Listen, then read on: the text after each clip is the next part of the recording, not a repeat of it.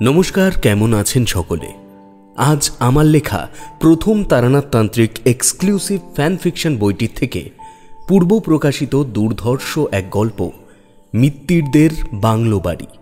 এই মাসেই হতে চলেছে তারানাথ, কিশোরী ও বিভূতির রোমহর্ষক বেনারস অভিযান।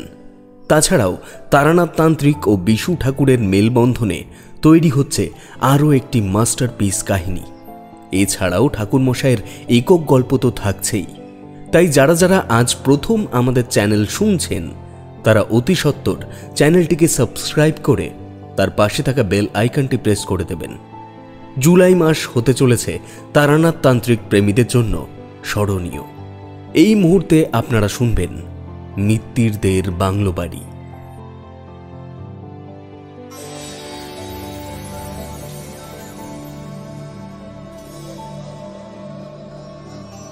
বাঁকুড়ার দিঘিবাড়ি গ্রামের অত্যন্ত প্রতাপশালী জমিদার শ্রী মনীন্দ্রচন্দ্র মিত্তির অগাধ জ্ঞান এবং বুদ্ধির জোরে তার ব্যবসা বাণিজ্য গড়ে তোলেন বিরাট আকারে।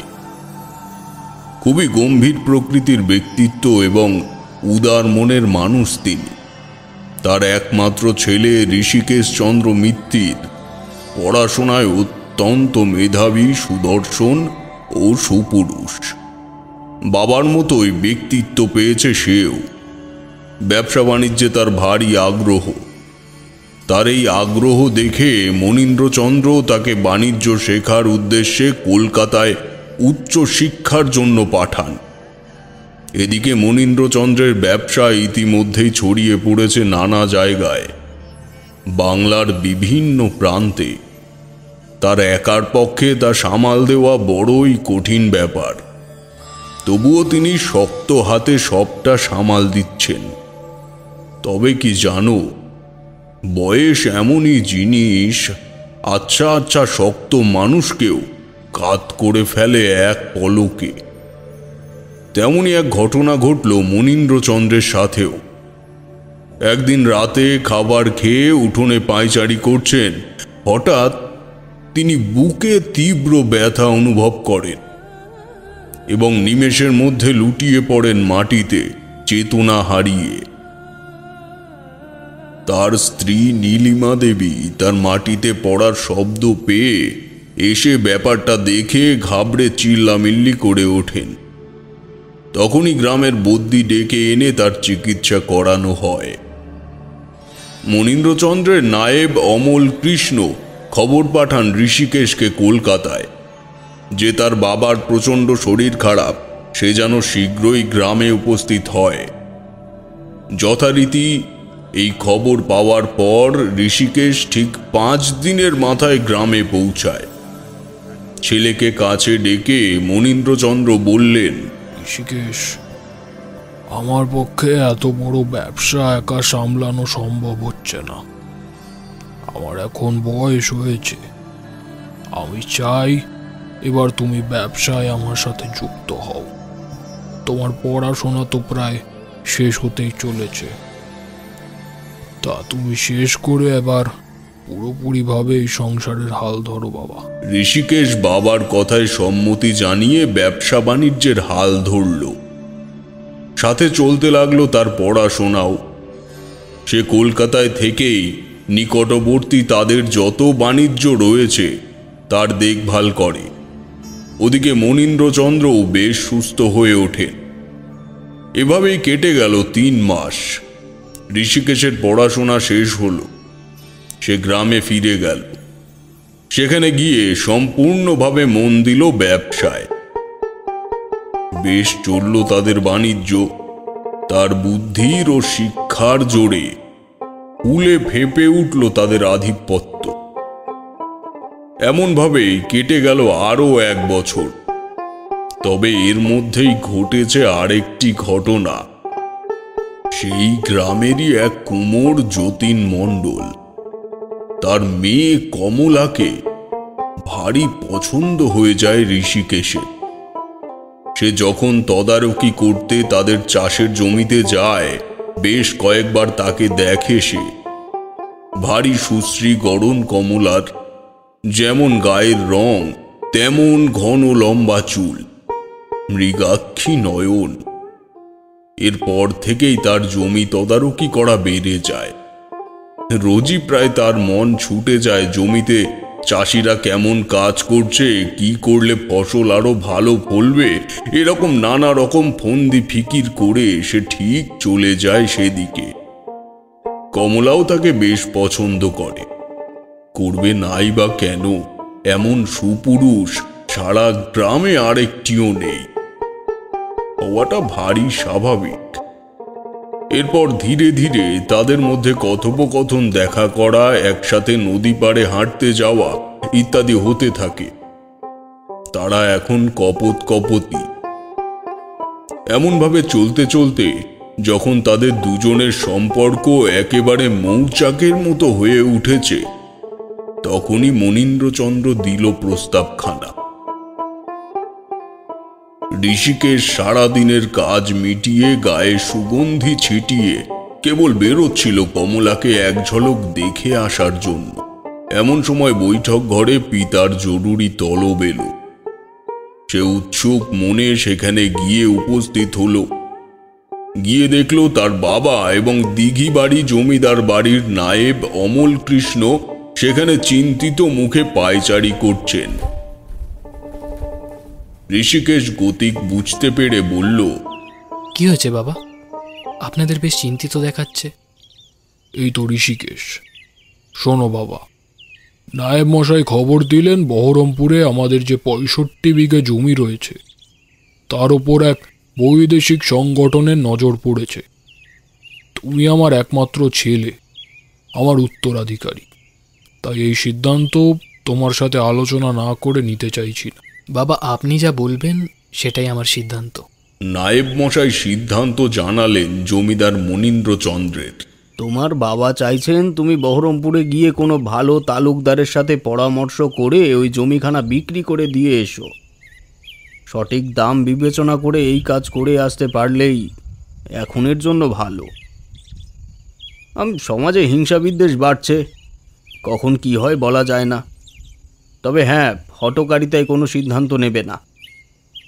আর একই সঙ্গে কয়েকটা জিনিস তোমায় ওখান থেকে নিয়ে আসতে হবে, তার ফিরিস্তি আমি তোমায় করে দেব।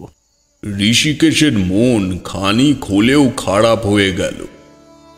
সে বুঝতে পারল এ যা কাজ তার রয়েছে তা সম্পূর্ণ করে ফিরে আসতে তার প্রায় মাস তিনেক লেগেই যাবে। সে ইতিবাচক মাথা নেড়ে চলে গেল তার প্রণয়িনীর কাছে। কমলা তার মুখে সমস্ত কথা শুনে গম্ভীর হয়ে গেল। বলল, বাড়িতে এমনিই খুব কষাকষি চলছে, তুমি তাড়াতাড়ি ফিরে এসো, কিন্তু তোমার বাবাকে নিয়ে আমার বড় ভয় হয়। তুমি চিন্তা করো না প্রিয়তমা, আমি কাজ মিটিয়েই ফিরে আসব। আর বাবার কথা তুমি ভেবো না, ওটা আমি ফিরে এসে ওনাকে ঠিক রাজি করিয়ে নেব। তার দুদিন পরেই ঋষিকেশ বেরিয়ে পড়ল বহরমপুরের উদ্দেশ্যে। তোমরা হয়তো ভাবছ এখানে আমার ভূমিকা কি, তাই না? অপেক্ষা করো, আগে ঘটনাটাকে জমিয়ে নিতে দাও। বহরমপুর পৌঁছে কেটে গেল টানা 20 দিন। ঋষিকেশ এরই মধ্যে প্রায় জনা 10 সওদাগরের সাথে কথাবার্তা বলে ফেলেছে। এরকমই একদিন তার অস্থায়ী বাসস্থান থেকে মাইল 3 দূরের থেকে সে জমি বিক্রয়ের বায়না নিয়ে ঘরে ফিরছিল। আকাশে সেদিন বেজায় মেঘ জমেছে।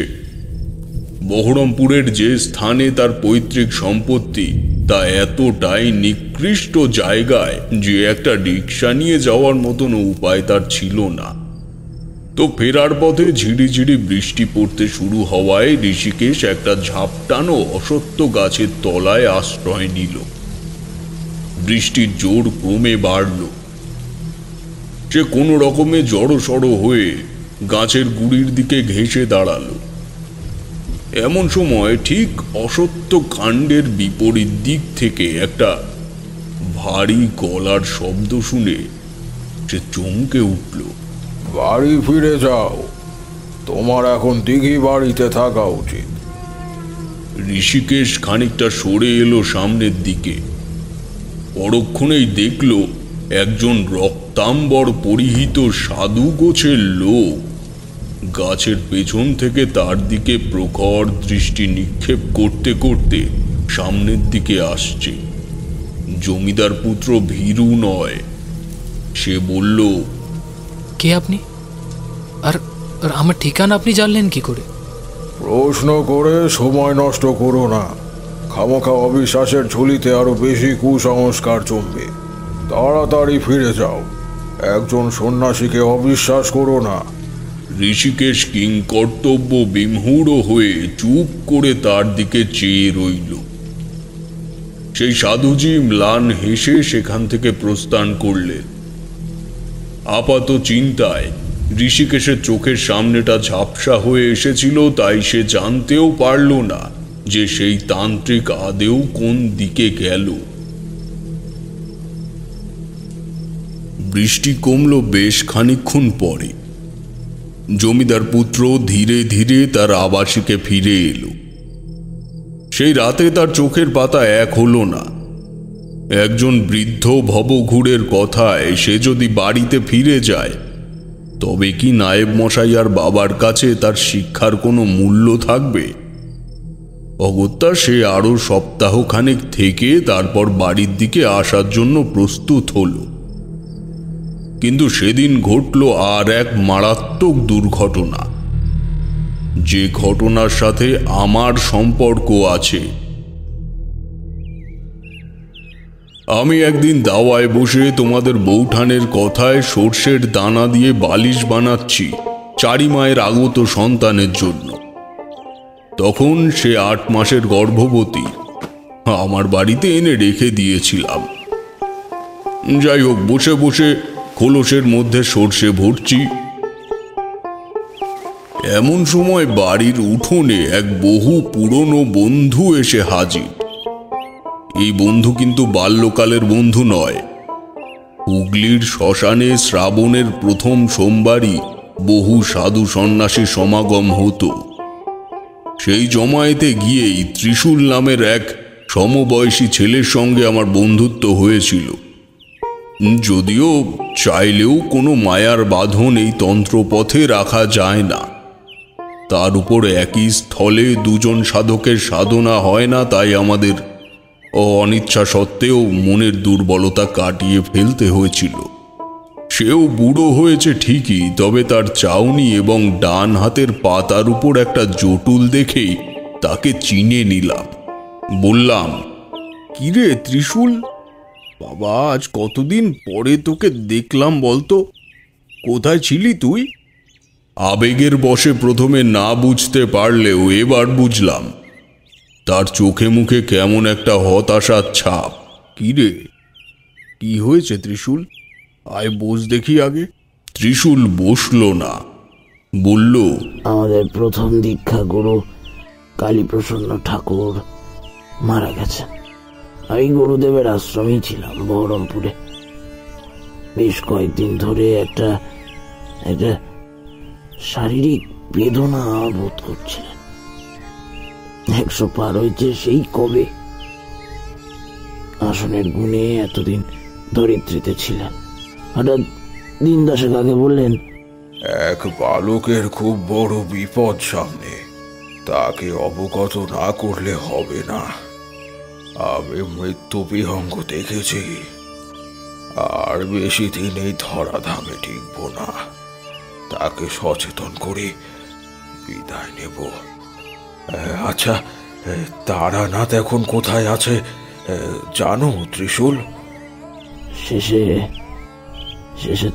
তোর কথাও জিজ্ঞেস করেছিলাম, কিন্তু আমি তখন তোকে চিঠি লিখবো না ওনার দেখাশোনা করব কিছু বুঝতে পারলাম না। অবশেষে উনি চলে গেলেন। কথাটা শুনে আকাশ থেকে পড়লাম। এই সেই গুরু যার পঞ্চমুণ্ডির আসনে উপনিবেশ করে আমি জীবনে প্রথম মধুসুন্দরী দেবীর দেখা পেয়েছিলাম। মনটা অতিশয় খারাপ হয়ে গেল। ত্রিশূলকে অনেক জোড়াজোড়ি করার পরেও থাকলো না। গুরুদেবের একটা জোড়া পাদুকা আমায় দিয়ে সে চলে গেল। সে পাদুকা এখনো আছে আমার পুজোর ঘরে, তোমরা চাইলে দেখাতে পারি। তবে গুরুদেব আমার নাম কেন স্মরণ করেছিল যাওয়ার আগে সেটা বুঝতে পারলাম তারও 2 দিন পরে। আমার এক ধর্ম বোন আছে আমাদের অঞ্চলে, ছোট থেকেই আমায় দাদার মতো ভালোবাসত। রামজয়পুরের একদম শেষ মাথায় ছিল তাদের বাড়ি। তার বিয়ে হয় ওই দিঘি বাড়ির একমাত্র জমিদার মনীন্দ্রচন্দ্র মিত্তিরের একমাত্র নায়েব অমল কৃষ্ণর সঙ্গে। তো সেই বাড়ির থেকে এক নিমন্ত্রণ এসে হাজির। বোনের মেয়ের বিয়ে, পত্র পাওয়া মাত্রই আমি যেন বেরিয়ে পড়ি। তোমাদের বৌঠান মানে আমার স্ত্রীকে ব্যাপারটা জানাতে সে না করল না। কাজেই চারি মায়ের কিছু অতি প্রয়োজনীয় উপকরণ এবং হরেন মুদির কাছের থেকে সাপ্তাহিক বাজার এনে রেখে দিয়ে আমি বেরিয়ে পড়লাম। আচ্ছা, এর আগে যে ঘটনাটুকু তোমাদের বললাম তা কিন্তু আমি পরে জানতে পেরেছি, এই দিঘি বাড়ি যাওয়ার পরে। তবে আগেরটুকু বলে না নিলে তোমাদের বুঝতে অসুবিধা হতো। যাক, মন দিয়ে শোনো সবটা। দিঘি বাড়ি পৌঁছে দেখি গোটা গ্রামে উৎসবের আবহাওয়া লেগেছে। গ্রামের নামের ফলক যেখানে ছিল সেখান থেকে টানা নায়েব মশাই ও জমিদার বাড়ি পর্যন্ত গাঁদা ও রজনীগন্ধার মালা দিয়ে প্রবেশদ্বার তৈরি করা হয়েছে। গোড়ার দিকে কাজ সম্পন্ন হলেও বোনের বাড়ি ঢোকার মুখে দেখলাম গুটি কয়েক যুবক ছেলে সেখানকার সাজসজ্জার কাজে ব্যস্ত। বোন বাড়ির উঠোনে কাজের মেয়েদের গোবর ছড়া দেওয়া তদারকি করছিল। আমায় দেখে আনন্দে আত্মহারা হয়ে পড়ল। বলল, দাদা, তোমায় দেখে যে আমার কি ভালো লাগছে তোমাকে বলে বোঝাতে পারবো না। এসো, বিনার সঙ্গে তোমায় দেখা করে দিই। বোনের সাথে তাদের প্রাসাদ প্রমাণ বাড়িতে প্রবেশ করলাম। কি বিশাল বিশাল কক্ষ সে বাড়ির! ভবঘুরে জীবনে এমন বহু জমিদার ও নায়েব বাড়িতে গিয়েছি তোমরা জানো। তো সেদিন যেন সে সকল পুরনো স্মৃতি আবার জল জল করে উঠল চোখের সামনে। দোমহলা বাড়ির ওপরের তলায় গিয়ে দেখা হলো বোনের মেয়ে বিনার সঙ্গে। শ্যামলা বর্ণের স্থূল দেহের মেয়েটির চোখ মুখ দেখে কেমন জানি না মনে হলো সে স্বাভাবিক মস্তিষ্কের অধিকারিণী নয়। আমায় দেখে কেমন যেন প্রয়োজনের থেকে বেশি লজ্জা পেয়ে মুখটা লুকিয়ে নিল। বোন বলল, ও একটু লাজুক ধরনের দাদা, ছোট থেকে এমন। বিয়ের পর সব ঠিক হয়ে যাবে। তুমি নিচে বসো, আমি খাবার দাবারের ব্যবস্থা করি। বাড়ির লোক তো জমিদার বাড়িতে গেছে। তুমিই বলো, আজ বাদে কাল যারা আমাদের আত্মীয় হবে সেখানে কি 2 দিন কাজ বন্ধ না রাখলেই নয়? সেই অঞ্চলের নায়েব, কত হিসেব কিতাবের দায়িত্ব তার উপর। দরকার পড়লে তাকে যে যেতেই হবে বোন। তা যা বলেছ। আচ্ছা, তুমি বসো, পিছনে কুয়ো আছে, প্রয়োজনে চোখে মুখে জল দিয়ে নাও, আমি আসছি। আবার নিচে ফিরে এলাম। বোন আমার খাবারের দাবারের ব্যবস্থার জন্য তোড়জোড় করতে শুরু করলো। অগত্যা বাড়ির সামনে অনুষ্ঠানের জায়গা, বামুন ঠাকুরের উনুন খোড়া এসব দেখে এসে যখন খেতে বসেছি তখনই বোনাই বাড়িতে ঢুকলেন। আমায় তিনি এই প্রথমবারের জন্য দেখলেন, আমিও তাকে। তাই প্রাথমিক আলাপ জমে উঠতে খানিক সময় লাগলো। খাওয়া শেষে উনি বললেন, যাক, একজন তাও কাছের সঙ্গী পাওয়া গেল। সব কাজ বাইরের লোক দিয়ে হয় না, বুঝলেন তো। আপনাকে একটি কাজ দিতে চাই, পারবেন? হ্যাঁ, বলতেই পারেন, এতে আবার প্রশ্ন করতে হয় নাকি? আমি একটি সূচি দিয়ে আসতে ভুলে গেছি ওই বাড়িতে। বারবার যাওয়াটাও ঠিক দেখায় না, আপনি একবার ঘুরেও আসুন, আর তার সাথে কাজটাও হয়ে যাবে। আর যে মানুষ এতদিন আমার মনিব ছিল, সে এখন আমার বিয়াই হয়েছে। জমিদার মনীন্দ্রচন্দ্র ভারী মিশুকে লোক। একটু অপেক্ষা করুন, আমি কাগজটা নিয়ে আসি। যান না, ঘুরে আসুন। একটা বাদামি খাম পাঞ্জাবির পকেটে নিয়ে পুষ্প ছাউনি আবৃত রাস্তা ধরে জমিদার বাড়িতে পৌঁছালাম। তবে সে বাড়ির চৌকাঠে পা দেওয়া মাত্রই বুকের ভেতরটা কেঁপে উঠল। আমার তন্ত্র শিক্ষা ও লক্ষণ বিচারের বিদ্যা সমবেত হয়ে আমায় জানান দিয়ে গেল, এই বাড়ির চৌহদ্দির মধ্যে এক পরলোকগত আত্মা রয়েছে। আমার পঞ্চেন্দ্রিয় সজাগ হয়ে উঠল। এরকম ঘোরের মধ্যে চলে গেলে আমার স্থান কাল পাত্রের বিবেচনা লোপ পায়। কতক্ষণ বিস্মিত হয়ে সেখানে দাঁড়িয়েছিলাম জানি না। সম্বিত ফিরল এক শান্ত কণ্ঠে। আপনাকে তো ঠিক চিনতে পারলাম না। অপ্রস্তুত হয়ে বললাম, আমি এসেছি আপনার সম্বন্ধীর বাড়ি থেকে। উনি কোনো একটা সূচি আপনাকে দিয়ে যেতে ভুলে গিয়েছিলেন, তাই। উনি ব্যস্ত হয়ে আমার হাত ধরে টেনে নিয়ে গেলেন অন্দরমহলে। শরবত, মিষ্টি ইত্যাদির ব্যবস্থা সে অনুষ্ঠানের সময় জমিদার বাড়িতে কেমন থাকতে পারে তাহা তোমাদের বলে বোঝানোর নেই। জমিদার মনীন্দ্রচন্দ্র বললেন, আমার ছেলেকে দেখেছেন কি? আরে দেখুন, আমি তো এখন আপনার পরিচয়টাই জানতে চাইনি। পরিচয় আদান প্রদানের পর জমিদার মশাই তার ছেলেকে ডেকে আনলেন। তার নাম ঋষিকেশ, যেটা তোমাদের আগেই বলেছি। ভারী সুন্দর সুপুরুষ এক ব্যক্তিত্ব, চোখে মুখে বিচক্ষণতার ছাপ। কিন্তু সে যখন এলো, তখন কিন্তু একা এলো না, সাথে করে নিয়ে এলো এ বাড়ির অমঙ্গলতার পোক্ত প্রমাণ।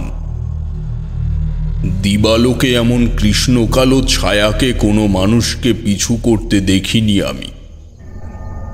নিজেকে সামলাতে পারলাম না, বললাম, তোমার নাম কি? আমার নাম ঋষিকেশ মিত্তির। আর আপনার নাম? আমার নাম তারানাথ চক্রবর্তী। আরে আপনি ব্রাহ্মণ, সেটা আগে বলবেন না? ঠাকুর মশাই, একটু বাইরে চলুন। এ বাড়িতে ব্রাহ্মণদের পায়ে জল দিয়ে তারপর গৃহে নিয়ে আসা হয়। তার এখন আর প্রয়োজন নেই জমিদার মশাই। তার উপর আমি এসেছি আপনার সম্বন্ধীর প্রতিনিধি হয়ে। পুজো আর্চার ব্যাপার, এগুলো করলেই হলো। কিন্তু একটা কথা না বলে পারছি না। কি কথা ঠাকুর মশাই? ঋষিকেশের কিছু একটা অমঙ্গল যোগ রয়েছে। দুদিন বাদে বিয়ে, এই সময় এই কথাটা না বললে আমার নিজের কাছে নিজেকে মহাপাতক মনে হতো। জানি কোনো অপরিচিত আগন্তুকের মুখে এমন কথা শুনবেন, এটা ওনারা আশা করেননি। তবে কথাটির প্রতিফলন হলো আশ্চর্যজনক। ঋষিকেশ বলল, ঠিক এমনই একটি কথা বহরমপুরের একজন সাধু আমায় বলেছিলেন। উনি বললেন, বাড়ি ফিরে যাও, সামনে তোমার খুব বিপদ। আমার মাথায় বিদ্যুৎ পড়ল। তাহলে নিশ্চয়ই আমার দীক্ষাগুরু কালীপ্রসন্ন ঠাকুরের কাজ। ত্রিশূলের কাছে যে ছেলের বিপদের আশঙ্কার কথা বলে গেছিলেন, সে আর কেউ নয়, সে ঋষিকেশ। তার মৃত্যুকালীন সময়ে এই কারণেই তিনি আমার খোঁজ করেছিলেন। এমন ঘটনা আমার সাথে আগেও ঘটেছে। কালের ফেরে, সময়ের দোলাচলে এমন এমন মানুষের সঙ্গে আমার দেখা হয়ে গেছে যারা আসলেই বিপদগ্রস্ত। গুরু তার ত্রিনয়নী শক্তি বলে নিশ্চয়ই জানতে পেরেছিলেন যে দিঘি বাড়িতে আমার এমন এক ধর্ম বোন রয়েছে।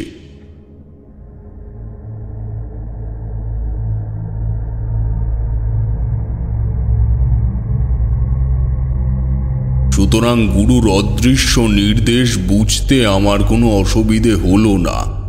ঋষিকেশের কথা শুনে আমি চুপ হয়ে গিয়েছিলাম। তা দেখে জমিদার মশাই বললেন, এ আপনি কি বলছেন ঠাকুর মশাই? ছেলেটাকে আমার কিসে পেল? প্রথমে ও যখন এসে বলেছিল বিশ্বাস করিনি, এখন আপনিও একই কথাই বলছেন। তবে কি ওই যতীন কুমোরের মেয়ে ওর এই দুর্ভাগ্যের কারণ? ঋষিকেশ বাবার সামনে বসে তার পায়ের ওপরে হাত রেখে বলল, বাবা, আপনি কমলাকে কোনো দোষ দিতে পারেন না। তারা দরিদ্র, তবে ষড়যন্ত্রী বা স্বার্থনির্ভর নয়। জমিদার মশাই চুপ করে রইলেন। কিছু বুঝতে না পেয়ে প্রশ্ন করলাম, আচ্ছা কি ব্যাপার বলুন তো, এই যতীন কুমোরটি কে? ঋষিকেশের চোখ ছলছল করে উঠেছিল। সে উঠে দাঁড়িয়ে বলল, ঠাকুরমশাই, আপনি আমার ঘরে চলুন, আপনাকে সব বলছি। আর একটা কথা ঠাকুরমশাই, আপনারা তো ঈশ্বরের অনেক কাছের, দয়া করে আমার ছেলেটিকে বিপদমুক্ত করুন। আর একটা কথা, আপনার কাছে অনুরোধ, এই কথা অমূল কৃষ্ণকে বলবেন না। আজ প্রায় 200 বছর ধরে আমার পূর্বপুরুষেরা সফলভাবে প্রজাদের ভালোবাসা নিয়ে গৌরবের সঙ্গে বেঁচে আসছে। আমার ক্ষেত্রে এমন কিছু হলে বা কেউ ভুল বুঝলে আমি... দুশ্চিন্তা করলে খারাপ সময় আপনাকে পেয়ে বসবে। আপনার কাছে কৃতজ্ঞ আমার উপরে আস্থা রাখার জন্য। বাকিটা আমি সার্বিকভাবে চেষ্টা করব। জমিদার মশাই, আমার কাছে মানুষকে বিপদ থেকে মুক্তি দিতে পারাটা অমৃতের মতো। সে চেষ্টায় আমি কোনো ত্রুটি রাখব না। ঋষিকেশের সঙ্গে তার ঘরে এলাম। আমায় একটা ফরাশ লাগানো চেয়ারে বসতে দিয়ে সে রাজ পালঙ্কের এক কোণে মাথা নিচু করে বসল। তারপর বলল, ঠাকুরমশাই, আমি কমলা নামের একটি মেয়েকে ভালোবাসতাম, এখনো বাসি। আমি বহরমপুর যাওয়ার আগে পর্যন্ত সব ঠিকই ছিল, জানেন। আমি যাওয়ার সময় এও বলে যাই যে এসে আমি বাবার সাথে কথা বলবো আমাদের বিয়ের ব্যাপারে। তারপর সেখানে গিয়ে ওই রহস্যময় সাধুর সাথে দেখা, এবং যতটা সম্ভব দ্রুত কাজ মিটিয়ে এসে শুনি বাবা সব জানতে পেরে গেছে, এবং সম্মান বাঁচানোর তাড়নায় কমলার বাবা যতীন মণ্ডল তার মেয়ের বিয়ে দিয়ে এই গ্রাম থেকে অন্যত্র চলে গেছে। এখন যে উৎসবে আপনি অতিথি হয়ে এসেছেন, সে উৎসব আমার কাছেও কেবল এক উৎসবই মাত্র। বাবার কথার অমর্যাদা কোনোদিনও করিনি, তাই ওনার ইচ্ছাতেই দিঘিবাড়ির নায়েবের মানসিক প্রতিবন্ধী মেয়েকে বিয়ে করতে রাজি হয়েছি। তার এমন সিদ্ধান্তর কারণ কি আমি জানি না, তবে আমার শখ শৌখিনতা সব বর্জিত হয়েছে কমলার প্রস্থানের সাথে। আর বিপদ, ঠাকুরমশাই, বিপদ যদি থেকেই থাকে তবে থাকুক, আমি মন থেকে সে বিপদকে উপভোগ করব। বহরমপুর থেকে যেদিন ফিরছিলাম সেদিনই রাস্তায় এক শবযাত্রা দেখেছিলাম, আর যে ব্যক্তি সর্বশান্ত হয়ে বাঁশের দোলায় শুয়েছিলেন সে আর কেউ নয়, সেটা ওই বৃদ্ধ সাধু যে আমায় বাড়ি ফিরে আসতে বলেছিলেন। তখন যদি সত্যি ফিরে আসতাম। বুঝতে পেরেছি ঋষিকেশ। এখানে কি সান্ত্বনা দেব তোমায় আমি জানি না, তবে এই অমঙ্গলের ছায়া কেন তোমার পেছনে ঘুরছে তা তো আমায় জানতেই হবে। তুমি একটু আমার দিকে ভালো করে তাকাও তো, আমার চোখের দিকে তাকাও। এই দৃষ্টিবন্ধন প্রক্রিয়া আমি শিখেছিলাম মুর্শিদাবাদ শ্মশানের এক সাধুর কাছে। এ প্রক্রিয়ায় পীড়িত ব্যক্তির ওপর যদি কোনো অমঙ্গলের ছায়া থাকে, সে অমঙ্গল কি রূপ এবং তার প্রভাব কিভাবে পড়তে পারে তা আগত ভবিষ্যতে তার প্রকার বোঝা যায়। ঋষিকেশ আমার দিকে এক দৃষ্টিতে চাইল। তার চোখের পলকগুলি জীবন্ত বেদনার জলকণায় জড়ো হয়ে আছে। মনোসংযোগ করলাম। মিনিট 10 পরেই আমার মনের অলিন্দে ভেসে উঠল এক অতি সুন্দরী মেয়ের মুখ। তার চোয়ালে বেঁকে রয়েছে কাজলের বাহিত রেখা। বিশেষ লক্ষণ হিসেবে যে জিনিসটা আমি লক্ষ্য করলাম তা হলো একটি ছোট্ট তামার আয়না, তার দুহাতের মাঝে শক্ত করে ধরে রাখা। এটুকু দেখে আমি চোখের পলক ফেললাম। ঋষিকেশের চোখ আচ্ছন্ন হয়েছে বলে মনে হলো। বললাম, তোমার জীবনে কোনো তামা ধাতুর আয়নার ভূমিকা আছে কি, বা ওই জাতীয় কিছু? ঋষিকেশ বিস্মিত দৃষ্টিতে আমার দিকে তাকিয়ে বলল, হ্যাঁ ঠাকুরমশাই, আমি দিয়েছিলাম কমলাকে একটা আয়না।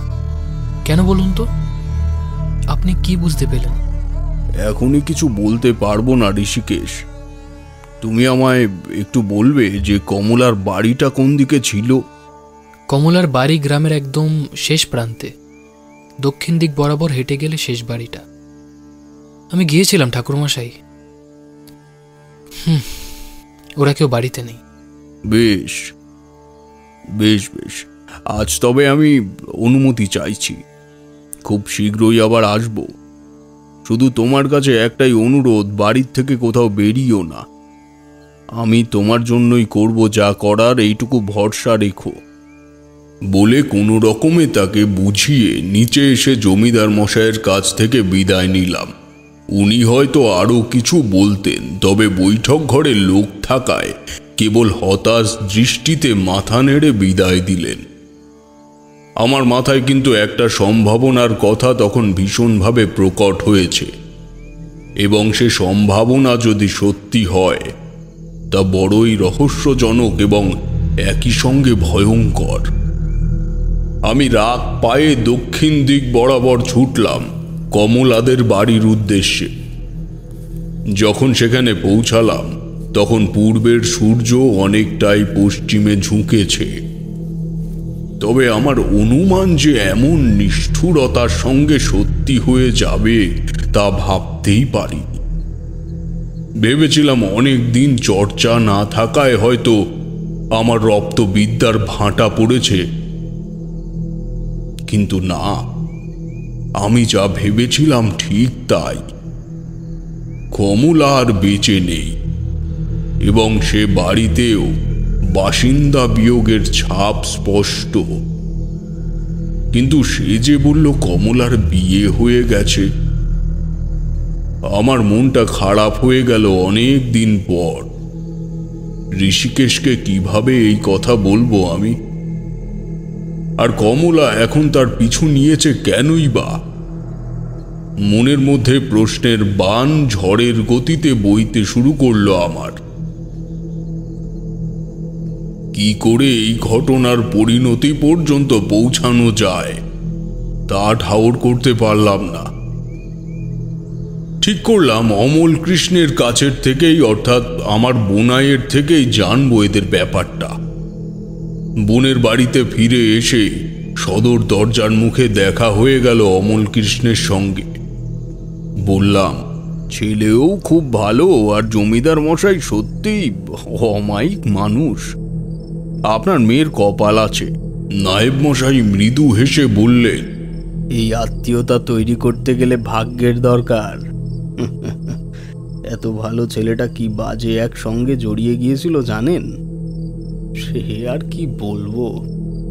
আমি অবুঝের মতো ভান করে বললাম, বাজে সঙ্গ মানে? নায়েব মশাই আমার দিকে ভ্রুকুটি করে চেয়ে বললেন, আপনি কারণ সেবা করেন? আমি মাথা নেড়ে অসম্মতি জানালাম। বেশ বেশ, বাড়ির ছাদে চলুন, আপনাকে সবটা বলছি। আমার আবার এই সময়টা একটু খাওয়ার বাতিক আছে। আমি তার সঙ্গে বাড়ির ছাদে গেলাম। অমল কৃষ্ণ একটা সুরার বোতল ও মকমলের শতরঞ্চি নিয়ে উপরে এলো।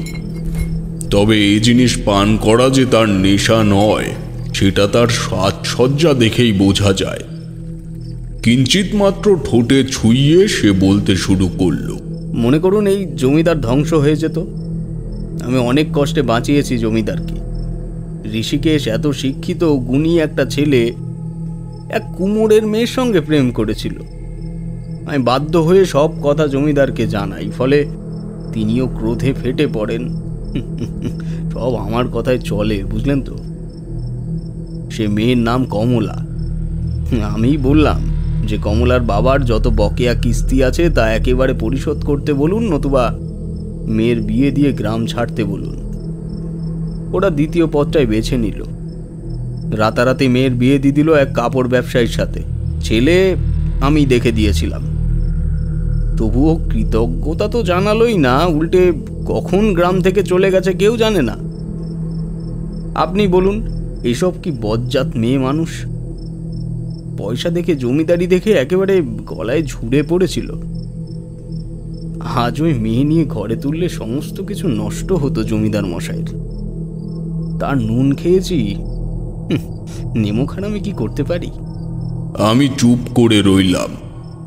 মনে মনে ঘটনাটা সাজিয়ে নিয়ে বুঝলাম নায়েব মশাই কান ভাঙানি দিয়ে এই ঘটনাটা ঘটিয়েছে।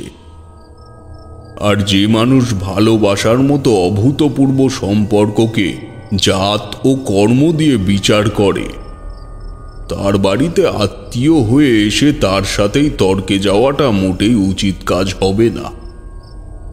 কাজেই প্রসঙ্গ ঘুরিয়ে গ্রামের নানাবিধ অবস্থা নিয়ে আলোচনা করে নিচে নেমে এলাম। মনের ভেতরটা অস্থিরতায় পুড়ে যাচ্ছিল আমার। অতিথিশালায় গিয়ে শরীরটাকে এলিয়ে দিয়েছিলাম বিছানায়। কাজেই কখন যে চোখের পাতা দুটো বুজে গেছে জানি না। স্বপ্ন দেখলাম চারির একটা ফুটফুটে ছেলে হয়েছে, আমার দিকে তাকিয়ে মৃদু হাসছে এবং ঠোঁট নেড়ে কিছু বলার চেষ্টা করছে। সেই রাতে বোন অনেক জোড়াজড়ি করেছিল, কিন্তু আমার যেন খিদেই পেল না।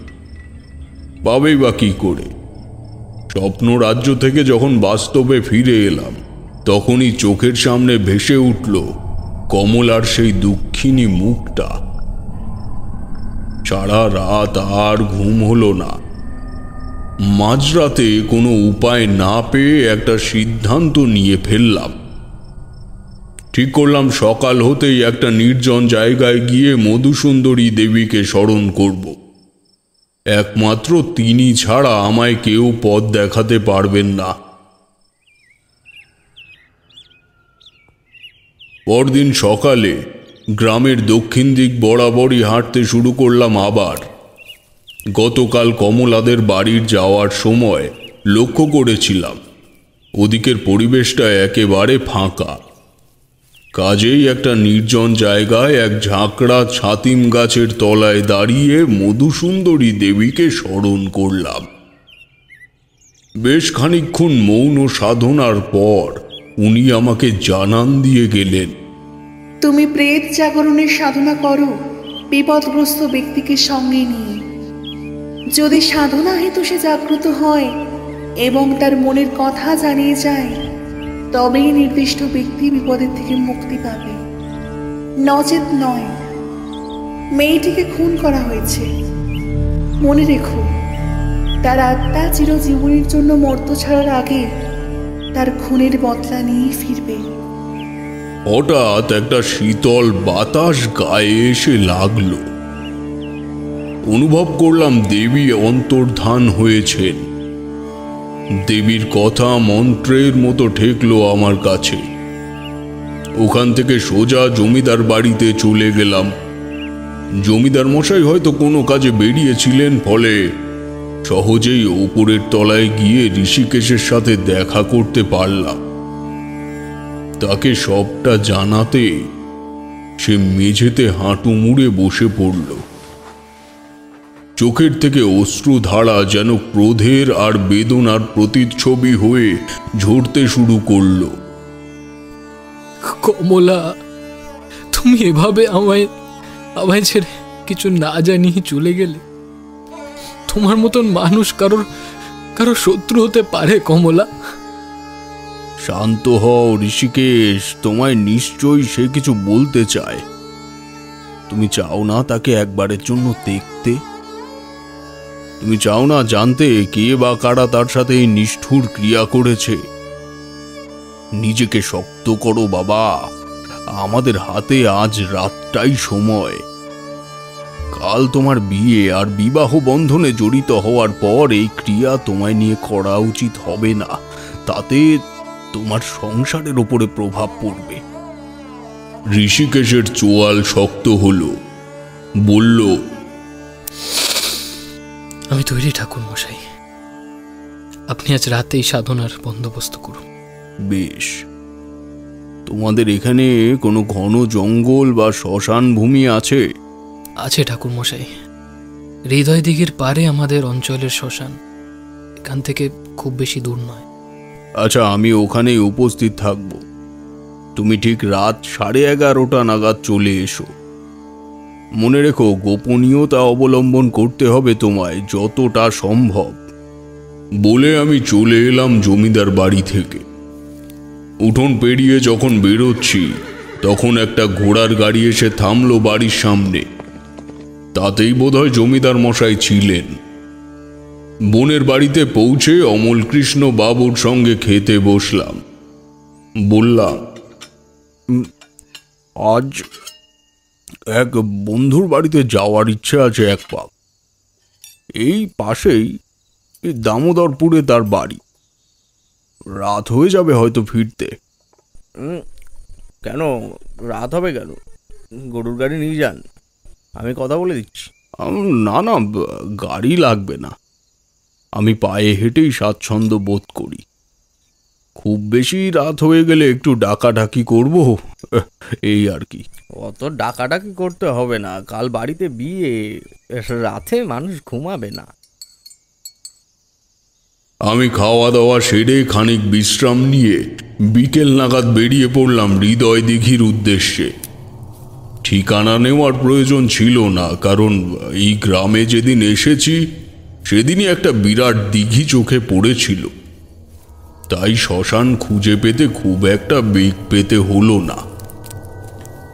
তাড়াতাড়ি যাওয়ার কারণ ছিল বিস্তর। প্রেত সাধনার কিছু নিয়মাবলী আছে, তার মধ্যে প্রধান হলো প্রেতকে শক্তি প্রদানের জন্য সবার প্রথমে আসন করার জায়গাকে কেন্দ্র করে বেশ কিছুটা জায়গার বাস্তু ভঙ্গ করতে হয়। বাস্তুপট নড়বড়ে হলে প্রেতের কষ্ট কম হয়। তবে কিভাবে সে প্রক্রিয়া করতে হয় তা তোমাদের জানাতে পারবো না, কারণ তাতে আমার গুরুর বারণ আছে। আশেপাশের থেকে চেলা কাঠ পেয়ে গেলাম সহজেই, আর তার সঙ্গে কিছু মরা পোড়া কাঠকেও এক পাঁজায় রাখলাম কয়লার কাজ করার জন্য। সন্ধ্যার সময় দিঘির থেকে স্নান করে শুদ্ধ হয়ে নিলাম। সময় জ্ঞান আমার ছোট থেকেই খুব প্রখর। যদি খুব ভুল না করে থাকি 11:30 বাজার কিছু আগেই ঋষিকেশ চলে এলো সে স্থানে। বলল, কাউকে জানতে দিইনি ঠাকুরমশাই, আপনি দয়া করে আর বিলম্ব করবেন না, আমি আর থাকতে পারছি না। আমি নীরস বদনে তার কাঁধে হাত রাখলাম। ধুনির কাঠ সাজিয়ে বসতে বসতে নির্ধারিত সময় পার হয়ে গেল। ঋষিকেশ ছটফট করছিল। আমি পুটলি থেকে দেশলাই বের করে তার হাতে দিলাম। বললাম, ধুনিটা জ্বালাও, আর এক মনে তোমার কমলাকে এখানে আসার জন্য আমন্ত্রণ জানাও। তাকে বলো সে যেন আর কষ্ট না পায়, বরং কিভাবে সে মুক্তি পাবে সে যেন তোমায় জানিয়ে যায়। ঋষিকেশ কাপা কাপা হাতে দেশলাই ঠুকে দিল তাজা কাঠের গম্বুজের তলায়। আমি সে আগুনকে উস্কে দিয়ে গুটি কয়েক পোড়া কাঠের টুকরো তার মধ্যে ভেঙে ভেঙে দিয়ে দিলাম। আগুন স্পর্ধা পেতেই শুরু করলাম কমলাকে আহ্বান করার ধ্যান। অপার্থিব নীরবতার মোহরা ভাঙল একটা ফ্যাঁস ফ্যাঁসে কান্নার শব্দে। চোখ খুলে দেখলাম ধুনির আগুনের লেলিহান শিখার মাঝে এক পরিচিত দেহ অবয়ব ফুটে উঠেছে। কমলা এসেছে তার সেই রূপ নিয়ে, যেভাবে আমি তাকে দেখেছিলাম। এখনো তার দুই হাতের মাঝে ঝলসে উঠছে সেই তামার আয়নাটি। ঋষিকেশ যেন তার পাশে জীবন্ত প্রণয়িনীকে ফিরে পেয়েছে। সে কান্নায় ভেঙে পড়ে বলল, তোমায় কেন চলে যেতে হলো কমলা? কেন গেলে তুমি? তুমি আমায় এভাবে?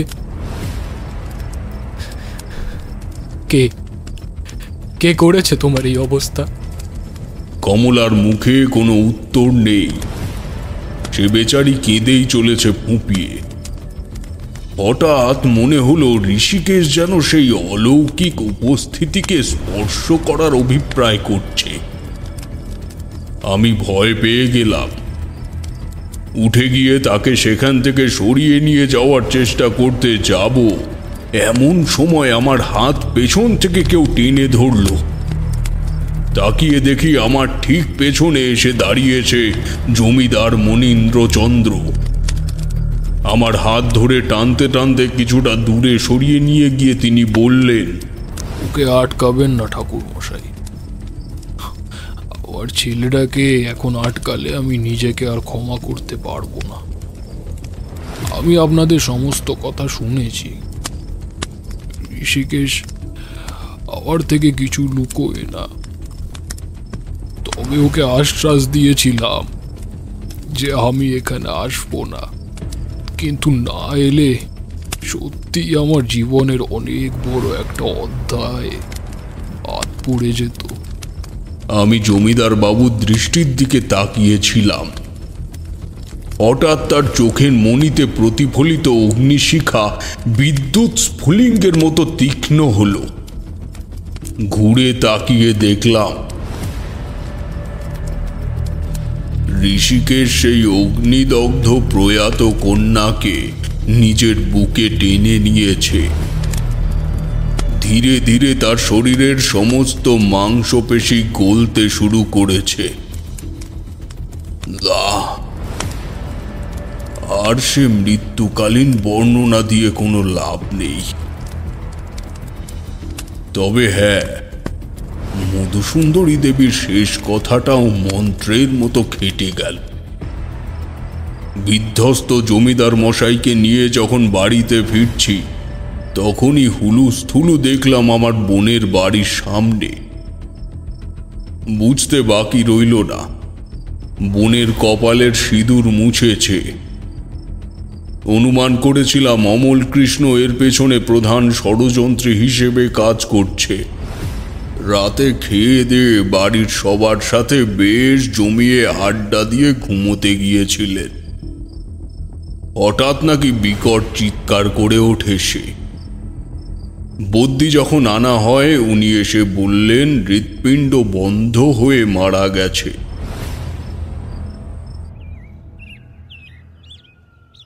পরদিন সকাল বেলায় আমি বাড়িতে ফিরলাম।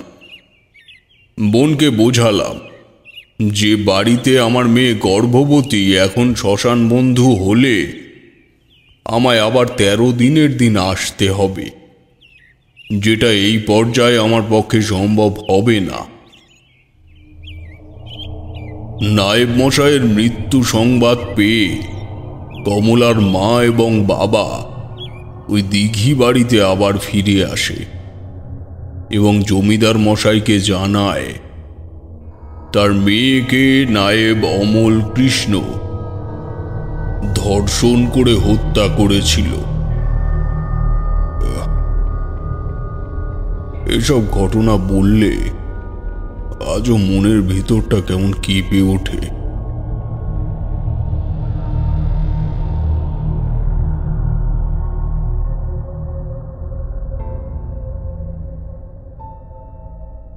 এতক্ষণ আপনারা শুনছিলেন মিত্তিরদের বাংলো বাড়ি। গল্পটি ভালো লেগে থাকলে অবশ্যই আমাদের চ্যানেলটি সাবস্ক্রাইব করে তার পাশে থাকা বেল আইকনটি প্রেস করে দেবেন। আর তারানাথের বেনারস অভিযান ও বিশু ঠাকুরের মিলিত রহস্যময় কাহিনীগুলি মিস না করতে চাইলে নোটিফিকেশন অন করে ফেলুন। ধন্যবাদ।